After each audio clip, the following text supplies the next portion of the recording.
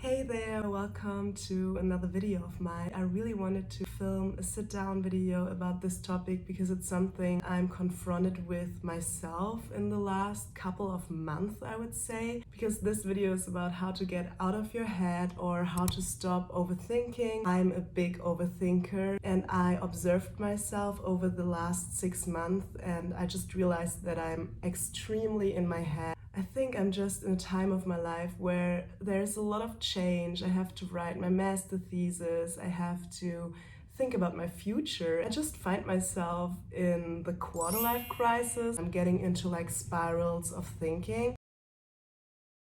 And if you are familiar with that, this video is for you. Today I wanted to share some tips that help me to get out of my head in the moments that I'm overthinking. I also have my notes here again. So the first thing is to understand that overthinking is not problem solving.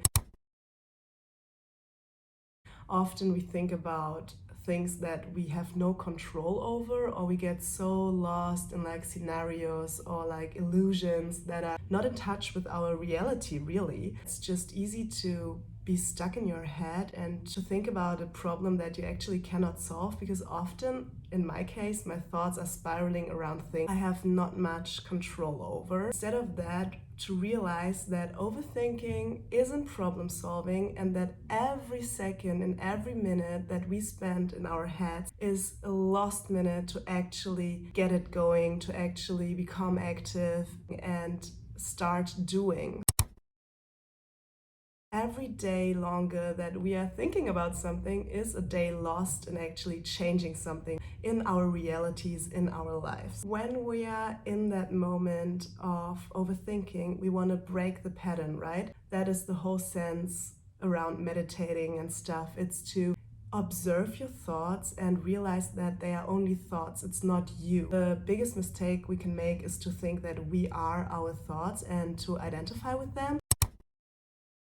For example, if it's raining outside, I could think, shit, it's raining, what a shitty day. The first option would be to identify with that thought and to feel all those negative emotions that are rising with this thought. I feel bad, I feel frustrated, I'm not motivated to put on my jacket and to leave the house. But in the second scenario, we can also just look at the thought and observe it.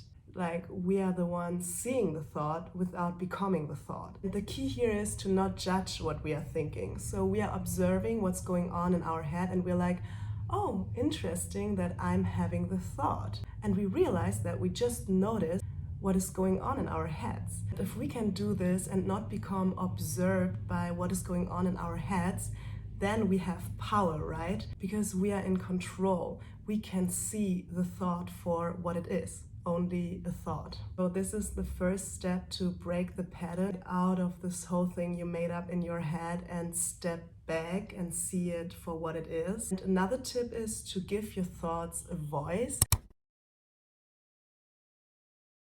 This is a little bit a silly one, but you can just play around with what works for you. For example, you can give like the voice in your head when it's like, oh my god, shit, it's raining outside. Make this voice like really high and quirky. If you do this a few times, you're not taking it as serious anymore. Yes, this is one way to overcome the seriousness of the voice in your head. Another tip is, in the moments that you are overthinking, to get out of your head into your body. Because it can become a vicious circle if we are in our heads for too long and there is like no way out. We are just spiraling around and thinking about the same things all the time in every possible order. But to stop this, forget about the voice in your head, forget about what it's telling you. Try to be present and try to step into your body in that present moment. How you can do that is you can really concentrate on your breath, for example, or you can just move your body around. And also what really helps me is to vocalize, to actually use my voice and to say something. Because when we are stuck in our heads, we are detached from reality, and it can be so helpful to put something out there that we are consciously listening to. That can be your own voice, right? For me, I like to hum, so I'm just sometimes humming like a melody I have in my head, or you can also sing out loud, or you can talk to yourself, you can even whisper. There's so many different sounds that you can make with your voice to just step back into the here and now, into the present moment, into reality. And the whole point here is to really focus on your body and take action in a small sense. What I also did last time I found myself in an overthinking situation was that I looked at a surface, I think it was my blanket, and that I imagined how it would feel to touch it. And then, like, after imagining it, a few seconds later, I actually went on and touched it, and it was so nice to feel the sensations in my fingers. And you can do that with everything, like material around you, if it's like glass, something cold, something warm, or even like with your skin. You can really step into your senses and be present with yourself. That's also a tool that I really like to use when I'm overthinking. And what I love to do these days is to just put on music in the morning and have a happy dance.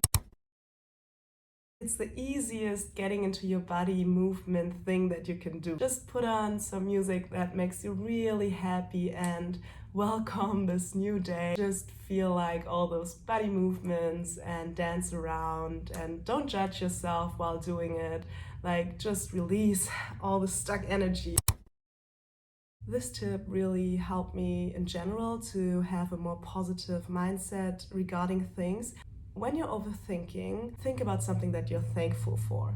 Because if you feel this thankfulness, gratefulness for things, there is no room for fear, for anxiety, for stress, because you're focusing on something wonderful. This can be like the tiniest thing, the sip of coffee in the morning. It can be being grateful for your body, being here with you, being thankful for the light outside your window, for this new day, for the air you breathe. You have so many things to be grateful for. It doesn't have to be a big thing. It also puts you down a bit, because there are a lot of things that we take for granted, and when we are overthinking, we tend to forget that we can be thankful for those things, that we are blessed to have them in our lives. And then I have my last tip, which is like a little bit extreme, I would say. This is something that I came up with when I was on a walk and I just couldn't stop thinking. And then I just thought to myself, what if I would die tomorrow? It was so crazy because it releases all the pressure you have in that moment to solve this problem that you're thinking about. If it's something in the future or if it's something imaginary, it just stops, because you're like, okay, if I wouldn't be here tomorrow, I would make the most out of this present moment. I mean, it's not in a sense that you are imagining how a car rolls over you tomorrow. That is not what I mean. But you're just really conscious about the here and now, because you're like, if this is the last moment I have, I better enjoy it. I better be fully observed with what is around me, my surroundings. You can even do this right now. Like, look around. You can even do this in your own home. No matter what, there must be something you didn't really notice before. For example, how two books are standing next to each other, or how this plant has grown over the last month. Try to really focus on what surrounds you. These were my tips on how to be more present when you're overthinking, when you're just stuck in your head. I also really have to work on it, especially when it comes to procrastination or to decision making. Maybe another little last tip. I realized that often it's not important which decision you're making, just pick one and just do it. I even have decision-making problems when it comes to, do I go out for a walk? Do I journal? Journaling in general, also a really good tool. Or do I get groceries? It's hard for me to decide between all the things I could do. So then I'm just pick one. The order doesn't matter. Do it, and then you're happier because you're actually being active and not only thinking about becoming active. I really hope this video helped you. I love to make videos like this, and I hope to see you in my next one. Bye!